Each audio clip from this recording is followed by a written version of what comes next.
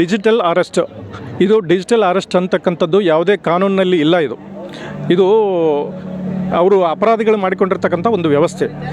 For example ಯಾರ್ದೋ ಒಂದು ಮೊಬೈಲಿಗೆ ಒಂದು ಫೋನ್ ಬರುತ್ತಾ, ನಿಮ್ಮ ಆಧಾರ್ ಕಾರ್ಡು ಅಥವಾ ನಿಮ್ಮ ಮೊಬೈಲು ದುರ್ಬಳಕೆ ಆಗಿದೆ, ನಿಮ್ಮ ಇದರಲ್ಲಿ ಕೋಟ್ಯಾಂತರ ರೂಪಾಯಿ ವಹಿವಾಟಾಗಿದೆ, ಡ್ರಗ್ಸ್ ಎಲ್ಲ ನಿಮ್ಮ ಇದರಲ್ಲಿ ಮೂವ್ಮೆಂಟ್ ಆಗಿದೆ, ಇಲ್ಲಿಗಲ್ ಆ್ಯಕ್ಟಿವಿಟೀಸಿಗೆ ನಿಮ್ಮ ನಂಬರು ಆಧಾರ್ ಕಾರ್ಡು ಬಳಕೆ ಆಗಿದೆ ಅಂತಂದು ಮೊದಲು ಹೆದರಿಸ್ಬಿಟ್ಟು ಇಲ್ಲ ಇದು ವೆರಿಫಿಕೇಷನ್ ಆಗಬೇಕು, ನಾವು CID ಅವರು ಅಥವಾ CBIದವರು ಅಥವಾ ಟ್ರೈದವರು ಅಂತಂದು ಬೇರೆ ಬೇರೆ ಹೆಸರು ಹೇಳ್ಕೊಂಬಿಟ್ಟು ನಿಮ್ಮನ್ನ ವಿಚಾರಣೆ ಮಾಡಬೇಕಾಗಿದೆ, ನಾವು ನಿಮಗೆ ನೋಟಿಸ್ ಕಳಿಸ್ತೀವಿ, ಬಂದು ವಿಚಾರಣೆಗೆ ಹಾಜರಾಗಿ ಮುಂಬೈಗೆ ಬನ್ನಿ, ಡೆಲ್ಲಿಗೆ ಬನ್ನಿ ಅಂತ ಅವ್ರ ಆಫೀಸ್ ಅಡ್ರೆಸ್ ಹೇಳ್ತಾರೆ.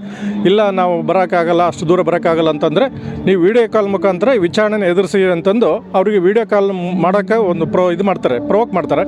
ಆನಂತರ ಅವರು ವೀಡಿಯೋ ಕಾಲ್ ಸ್ಟಾರ್ಟ್ ಮಾಡಿದಾಗ ಅಲ್ಲಿ ಎದುರುಗಡೆ ಇರ್ತಕ್ಕಂಥವ್ರು ಯೂನಿಫಾರ್ಮ್ನಲ್ಲಿ ಪೊಲೀಸ್ ಆಫೀಸರ್ ಥರ, ಹೈಯರ್ ಆಫೀಸರ್ ಥರ ಒಳ್ಳೆ ಯೂನಿಫಾರ್ಮ್ ಹಾಕ್ಕೊಂಡು ಕುಂತ್ಕೊಂಡಿರ್ತಾರೆ. ಇವ್ರನ್ನ ವಿಡಿಯೋ ಕಾಲ್ ಮುಖಾಂತರನೇ ವಿಚಾರಣೆ ಮಾಡ್ತಾರೆ.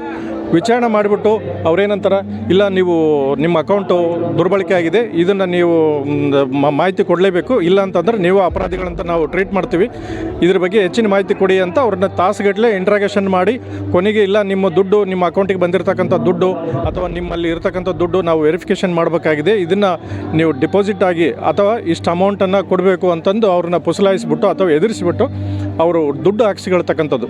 ಇದು ಅದು ಡಿಜಿಟಲ್ ಅರೆಸ್ಟ್ ಅಂತ ಕರೀತಾರೆ. ಬಟ್ ಕಾನೂನಾತ್ಮಕವಾಗಿ ಡಿಜಿಟಲ್ ಅರೆಸ್ಟ್ ಅಂತ ಯಾವುದೂ ಇಲ್ಲ.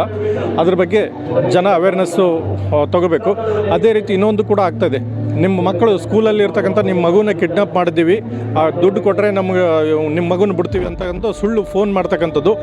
ಅದೇ ರೀತಿ ವೀಡಿಯೋ ಕಾಲ್ ಮಾಡಿಬಿಟ್ಟು ವೀಡಿಯೋ ಕಾಲ್ಗಳ ಮುಖಾಂತರ ಅಲ್ಲಿ ಎದುರುಗಡೆ ಇರ್ತಕ್ಕಂಥವ್ರು ಅಶ್ಲೀಲವಾದ ಭಂಗಿಯಲ್ಲಿದ್ದು ಜನಕ್ಕೆ ಅವ್ರನ್ನ ಅಶ್ಲೀಲವಾಗಿ ವಿಡಿಯೋ ಕಾಲಲ್ಲಿ ಮಾತಾಡಿಸ್ಬಿಟ್ಟು ನಂತರ ಅವರಿಗೆ ವಾಪಸ್ ಸ್ಕ್ರೀನ್ ಶಾಟ್ಗಳು ಅಥವಾ ಸ್ಕ್ರೀನ್ ರೆಕಾರ್ಡನ್ನು ಇಟ್ಕೊಂಬಿಟ್ಟು ಅವರಿಗೆ ವಾಪಸ್ ಹಾಕಿಬಿಟ್ಟು ನೀವು ನನ್ನ ಜೊತೆ ಅಶ್ಲೀಲವಾಗಿ ಮಾತಾಡಿದಿರಿ, ನಿನ್ನ ಸಂಬಂಧಿಕರಿಗೆ ಎಲ್ಲ ಬಿಡ್ತೀವಿ, ಇದನ್ನ ನಿಮ್ಮ ಫೇಸ್ಬುಕ್ಕಲ್ಲಿ ಹಾಕ್ತೀವಿ, ವಾಟ್ಸಪ್ಪಲ್ಲಿ ಹಾಕ್ತೀವಿ ಅಥವಾ ಯೂಟ್ಯೂಬಲ್ಲಿ ಹಾಕ್ತೀವಿ ಅಂತ ಎದುರಿಸ್ಬಿಟ್ಟು ದುಡ್ಡು ಕೀಳ್ತಕ್ಕಂಥದ್ದು ಇವೆಲ್ಲ ನಡೀತಾ ಇದ್ದಾವೆ.